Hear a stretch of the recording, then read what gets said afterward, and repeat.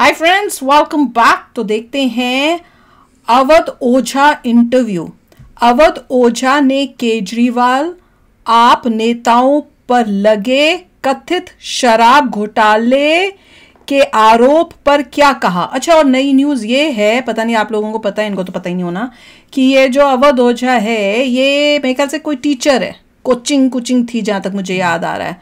और ये अब इसने आम आदमी पार्टी ज्वाइन कर ली केजरीवाल की। पॉलिटिक्स में चला गया। वारी दुनिया। चलो देखते हैं, वीडियो शुरू करते हैं। वीडियो शुरू करने से पहले अगर आप चैनल पर नए हो और आपने अभी तक सब्सक्राइब नहीं किया तो जल्दी से पहले सब्सक्राइब के बटन और बेल आइकन को क्लिक कर लो ताकि आपको हमारे सारे न्यू वीडियोस के नोटिफिकेशन मिल जाए जैसे हम अपलोड करें। अगर आपको वीडियो पसंद आता है प्लीज लाइक एंड शेयर। चलिए शुरू करते हैं। अवध ओझा जी, बीबीसी में आपका स्वागत है। मेरा पहला सवाल है कि आप तो यूपीएससी की बच्चों को कोचिंग देते थे, अब आपकी गाड़ी ये राजनीति की पाठशाला की तरफ क्यों मुड़ गई? हर व्यक्ति के जीवन में फेस आता है, जैसे बड़े अच्छे प्लेयर्स होते हैं तो जब वो अपना खेलने का पारी पूरी करते हैं तो उसमें बहुत सारे लोग कोच बन जाते हैं। कई सारे प्लेयर्स हैं, फुटबॉल में रहे, क्रिकेट में रहे, ऐसे रहे। पिछले 25 साल से मैं कोचिंग की फील्ड में हूँ और मैंने स्टूडेंटों की समस्याएं देखी, शिक्षा की समस्या देखी। जो सबसे बड़ी चीज़ मैंने देखी कि हमारे जो बच्चे हैं तैयारी करने के लिए आते हैं, उनको पता ही नहीं है कि जीवन में एजुकेशन का रोल क्या है। और आप इसलिए फिर भी पढ़ने आ रहे हैं, पढ़े लिखे होने के बाद भी परेशान। That's wrong. It's not possible. तो मुझे लगा कि नहीं यार, शिक्षा के गलत है काम एक्चुअली। करना है। स्कूल खोलने का वैसे भी मेरा इरादा है। और सबसे ज्यादा आप अपने उद्देश्य को अगर पूरा कर सकते हैं वो तब कर सकते हैं जब आप एक विचारधारा, एक पार्टी और सरकार में है। ये मेन उद्देश्य था राजनीति की तरफ आने का। तो आपकी विचारधारा क्या है? मेरी विचारधारा ये है कि हमारा समाज, रोमन्स, ग्रीक्स, चाइनीज, इजिप्शियंस, अगर हम इन सारे सिविलाइजेशन को पढ़ें, ये हमारा समाज नहीं है, तो हम एक ऐसे नाम पाएंगे, जैसे हम नाम पाएंगे कन्फ्यूशियस, डायनोसियस। मतलब जिस वक्त अलेक्जेंडर ग्रीस से निकलता है उस वक्त वहां पे एक आदमी है डायनोसियस, वहां पे एक सूफी लेडी है डेल्फी, जर्मनी ने उसी के नाम पे सैटेलाइट लॉन्च की थी। तो मैंने देखा कि शिक्षा, मेरी विचारधारा का सारा सेंटर है शिक्षा। क्योंकि मेरा मानना ये है कि अगर एजुकेशन हम सही कर ले गए, मतलब अच्छी कर ले गए, तो बाकी किसी समस्या आपकी विचारधारा क्या है, जरूरत नहीं पड़ेगी। तो इसके लिए आपने आपको ही क्यों चुना, जबकि आप तो बीजेपी और कांग्रेस दोनों से टिकट मांग रहे थे? आपका क्या दावा है कि बसपा ने तो आपको टिकट दे ही दिया था, फिर आप दिल्ली क्यों आ गए? आप तो बेहतर उत्तर प्रदेश में ही रहते जहाँ बड़ी पार्टियां हैं। देखिए, आप डेमोक्रेसी में रहते हैं, डेमोक्रेसी को अच्छी तरह समझते हैं। एक होता है ना कि आपका चयन, आप चूज जब करते हैं, कोई आदमी आपको जब सम्मान दे रहा है, इज्जत दे रहा है, बुला रहा है, सहयोगी बना रहा है कि आप, तो कह रहे भाजपा ने भी किया था, तो आप यही बोला ना, जहाँ पे ज्यादा करप्शन है। तो जब वो अपनी तरफ से कह रहा है आप हमारे सहयोगी बनिए, तो आप उधर नहीं जाएंगे। आम आदमी पार्टी में करप्शन ज्यादा है। आम आदमी पार्टी ने I'm sorry, that's how it is. आप अगर हमारे सहयोगी बनेंगे तो हमें बड़ा अच्छा लगेगा, ज्वाइन कर लिया। तो आपकी पार्टी के जो शिक्षा मंत्री थे वो तो शराब घोटाले के आरोप में जेल में रहे हैं। करप्शन है बहुत है। मुख्यमंत्री, पूर्व मुख्यमंत्री अरविंद केजरीवाल भी रहे हैं, और ये आप ही के शब्द हैं, आपने ही अपने वीडियो में बोला था कि ये लोग जेल गए हैं। तो अचानक से आपने शायद मेरा पूरा वीडियो सुना। जी, आपने उसमें बोला था, 3-4 जगह जिक्र किया था कि ये शराब घोटाला हुआ और ये सब ईमानदार पार्टी थी।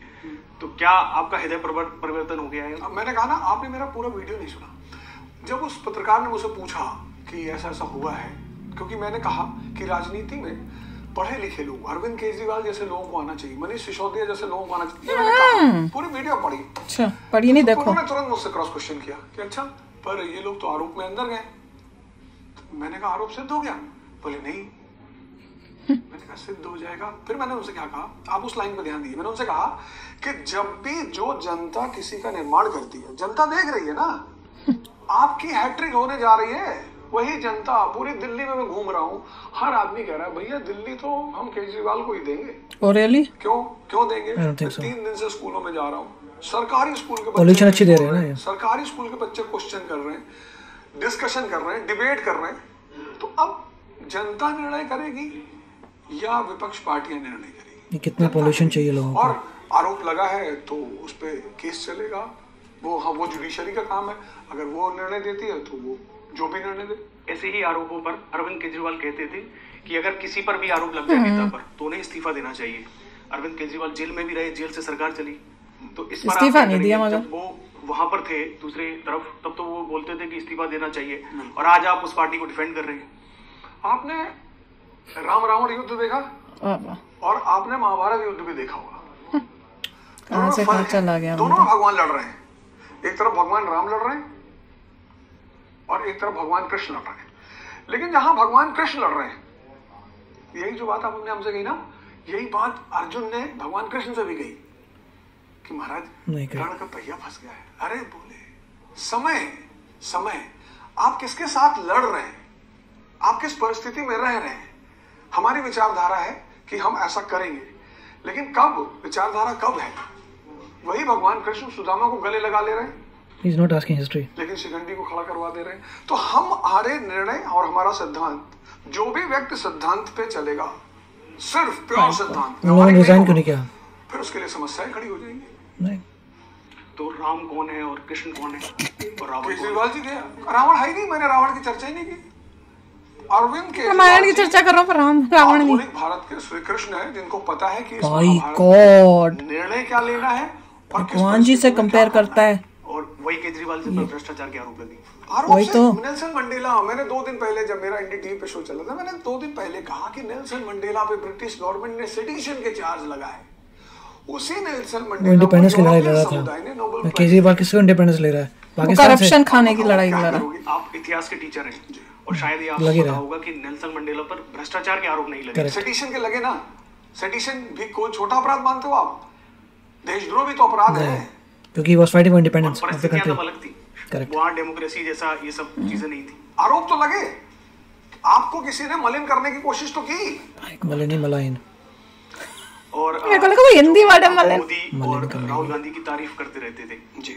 अब आप आम आदमी पार्टी में हैं, क्या अब भी ये तारीफ जारी रखेंगे? देखिए, तारीफ करना मेरी फितरत है, अच्छे इंसान की निशानी है।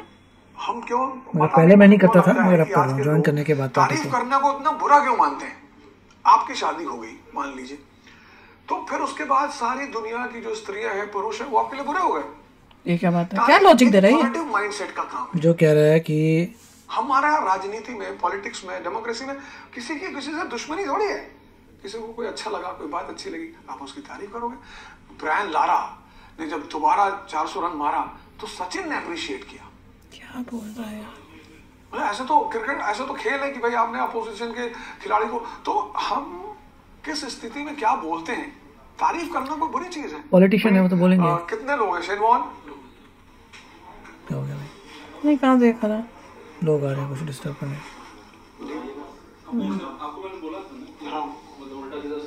देखा?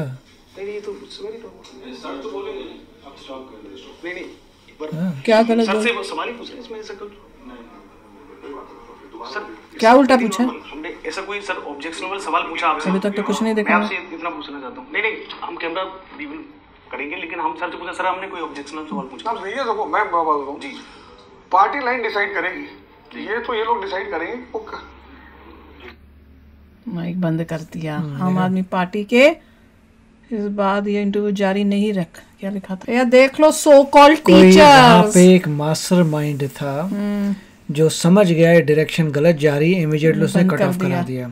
इसे दिख ही रहा था, मैं तो ये देख रही हूँ, ये जो ओझा है ना, सो कॉल्ड सर, ये जो कोचिंग इंस्टीट्यूट्स खोल खोल के अपना आपको सर बना ले, तो अपना नाम में भी एंड में खुद ही सर लिखते रहते हैं। ये सब जो है, ये खुद ही अपने नाम पे सर बना देते हैं अपने आप को। ये कॉन्सेप्ट इंडिया में ही है कि खुद को सर लिख दो भैया।